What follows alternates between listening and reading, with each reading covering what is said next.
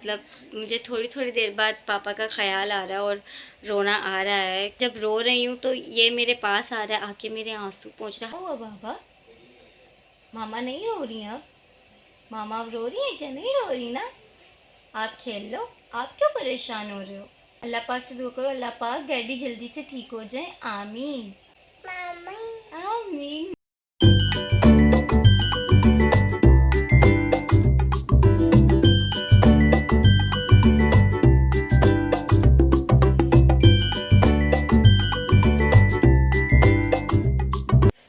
अस्सलामुअलैकुम एवरीवन, सीमा सन की दुनिया में खुश आमदीद। उम्मीद है कि आप सब ठीक होंगे और आप सबकी दुआओं से अल्हम्दुलिल्लाह हम लोग भी बिल्कुल ठीक हैं। और आप क्या बोल रहे हो? अल्लाह का बहुत शुक्र है कि पापा पहले से बहुत बेहतर हैं। कल उनका हाथ मूव नहीं कर रहा था क्योंकि चोटें बहुत ज़्यादा गहरी थी। उनको स्टिचेस आए हैं, एक हाथ पे 6 से 7 स्टिचेस आए हैं, दूसरे हाथ पे चोट लगी है बहुत ज़्यादा और पाँव पे भी वरम आया है जिसकी वजह से उस पर भी पट्टी की गई है। तो मेरे घर वाले सही से मुझे बता ही नहीं रहे हैं कि कितनी चोट आई है, कि कहीं मैं परेशान ना हो जाऊँ। मैं जब भी पापा के लिए परेशान हो रही हूँ और मतलब मुझे थोड़ी थोड़ी देर बाद पापा का ख्याल आ रहा है और रोना आ रहा है, क्योंकि बाप है ना तो बेटी का दिल एकदम हो जाता है, ख़ास करके तब जब वो मिल नहीं पाती है। तो मैं जब रो रही हूँ तो ये मेरे पास आ रहा है, आके मेरे आंसू पोंछ रहा है। हालांकि खेल रहा है, लेकिन अगर मुझे रोते हुए देख रहा है तो मेरे पास बार बार आ रहा है, मुझे चुप करवा रहा है, मुझे प्यार कर रहा है, मेरे आंसू साफ़ कर रहा है। तो सच में ये अल्लाह ने बहुत खूबसूरत रिश्ते बनाए हैं। ये एक सर्कल है कि मैं अगर अपने माँ बाप के लिए परेशान हो रही हूँ तो मुझे परेशान देख के मेरा जो बेटा है वो परेशान हो रहा है। तो अभी भी मैं थोड़ा सा दुख करती हूँ तो फ़ौरन एकदम खेल छोड़ के मुझे देखता है, टेंशन लेता है। ये देखें क्या हुआ बाबा, मामा नहीं रो रही हैं अब? मामा अब रो रही है क्या? नहीं रो रही ना? आप खेल लो, आप क्यों परेशान हो रहे हो? आप परेशान हो रहे हो मम्मा को परेशान देख के? हाँ, अल्लाह पाक से दुआ करो, अल्लाह पाक डैडी जल्दी से ठीक हो जाए। आमीन आमीन कर दो। आमीन मेरी जान। बस मैंने जितना वीडियो कॉल पे देखा उतना ही समझ आया मुझे। और पापा का हाथ जब मूव नहीं कर रहा था उससे मुझे ज़्यादा टेंशन हो रही थी, लेकिन अब इंजेक्शन लगे, वो स्टिचेस का जो पेन है वो अब इंजेक्शन की वजह से और पेन किलर्स की वजह से वो कम हो रहा है। अल्लाह का बहुत शुक्र है, और हाथ भी अब मूव कर रहा है। आप सबकी इतनी सारी दुआएं देख के दिल को इतनी इतनी तसल्ली हुई कि अल्लाह पाक किसी की आमीन तो सुनेगा ना। और जब इतने सारे लोग मिलकर दुआ करते हैं तो अल्लाह पाक वो दुआ कबूल कर लेता है। और आप सब ने मेरे पापा की सेहत के लिए इतनी ज़्यादा दुआ की है, तो आप में से किसी की दुआ तो लगेगी ना, कोई तो होगा एक जिसकी आमीन अल्लाह को इतनी पसंद आई होगी कि पापा जल्द से जल्द सेहतयाब हो जाएंगे इंशाअल्लाह ताला। मैं इतनी दूर हूँ, मैं कुछ कर नहीं सकती दुआओं के अलावा, तो मैंने बहुत दुआ की। और जब मैंने कमेंट्स पढ़े आप लोगों के, जैसे जैसे मैं पढ़ रही थी मुझे इतनी तसल्ली हो रही थी कि मैं अकेली दुआ नहीं कर रही हूँ। बहुत सारे लोग जो कि जानते भी नहीं हैं, मतलब आप में से कई लोग सिर्फ व्लॉग की हद तक हैं और टिकटॉक पे वीडियोस देखते हैं, लेकिन फिर भी इतने दिल से दुआ कर रहे हैं, मेरे दुख में शरीक हो रहे हैं। जिस तरह की दुनिया में हम रहते हैं आजकल, कोई किसी के बारे में नहीं सोचता, लेकिन मैं दुखी हूँ और परेशान हूँ। तो जैसे लोग कमेंट कर रहे हैं और मेरे दुख में शरीक हो रहे हैं, परेशान हो रहे हैं, मुझे देख के वो बहुत खुशी हुई। इतनी मोहब्बत, वो कहते हैं ना कि कोई खुशी में साथ दे ना, वो इतना नहीं महसूस होता, लेकिन जो लोग दुख में आपका साथ देते हैं ना, वो लोग बहुत ज़्यादा अहमियत रखते हैं फिर ज़िंदगी में। सुहान, आपको क्या हुआ है? हम्म, डैडी को चोट लगी है? डैडी को चोट लगी है? हो। हम्म, अच्छा बोलो डैडी। डैडी को बोल दो डैडी।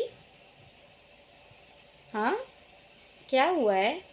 जुहान, जुहान, डैडी कहाँ है? डैडी को चोट लगी है? डैडी को चोट लगी है? डैडी रो रहे थे? डैडी को चोट लगी है? अल्लाह पाक डैडी जल्दी से ठीक हो जाए, आमीन आमीन। अच्छा बोलो डैडी डैडी डैडी। अच्छा जल्दी से बोलो डैडी डैडी। डैडी नहीं बोलोगे? डैडी नहीं बोलोगे? अच्छा फिर टाटा कर दो, टाटा कर दो, टाटा कर दो, टाटा कर दो ना। जॉन डैडी कहाँ है? कितनी प्यारी स्माइल है मेरे बेटे की। और जैन ऑफिस जा चुके हैं और अभी ज़ुहान का मूड भी ठीक है, तो इसलिए मैं सोच रही हूँ कि फटाफट से खाने की तैयारी कर लेती हूँ, क्योंकि आज हमारे घर कुछ मेहमान आ रहे हैं।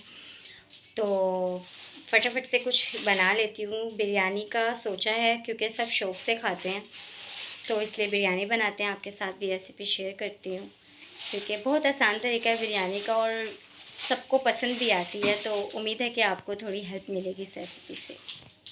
बिस्मिल्लाहिर्रहमानिर्रहीम। सबसे पहले हम बिरयानी बनाने के लिए लेंगे 1 केजी चिकन, और मैं 1 केजी चावल के हिसाब से, मतलब 1 किलो चावल के हिसाब से मैंने लिया है 1 किलो चिकन। उसके साथ मैंने डाले हैं 2 बड़े टमाटर और 4 बड़ी हरी मिर्ची। हरी मिर्चों को मैंने बीच में से सिर्फ 2 पीस करके डाला है, ज़्यादा चॉप नहीं की हैं।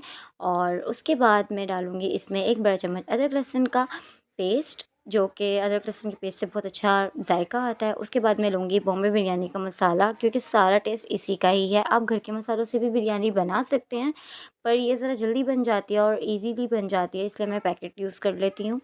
और इसमें मैंने 1 पैकेट डाला है, क्योंकि 1 किलो चावल हैं तो उस हिसाब से 1 पैकेट इनफ होगा।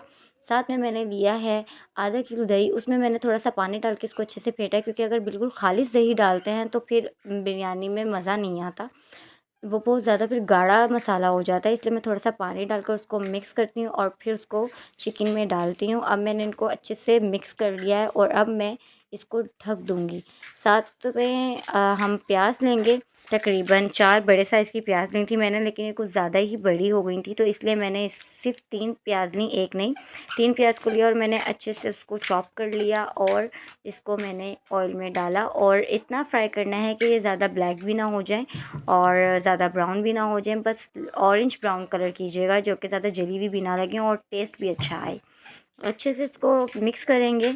उसके बाद हम लोग जो प्याज होगी उसको हम बिरयानी के लिए डालेंगे। एक तरफ मैंने चावल भी तैयार कर दिए थे, क्योंकि उसको मैं रिकॉर्ड नहीं कर सकी, क्योंकि साथ साथ ज़ुहान को भी देख रही थी मैं।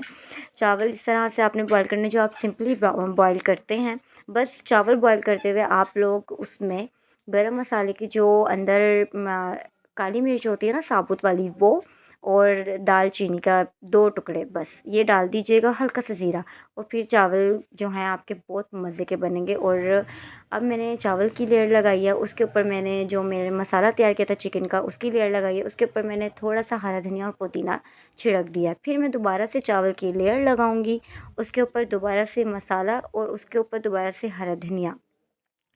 अब मैंने इसमें हरा धनिया और पुदीना डाला। पुदीना मैंने थोड़ा सा डाला है, लेकिन हरा धनिया मैंने ज़्यादा क्वांटिटी में डाला है, क्योंकि ज़ैन को हरा धनिया खाना बहुत पसंद है, इसलिए मैं हर सालन में और बिरयानी में हरा धनिया बहुत ज़्यादा डालती हूँ।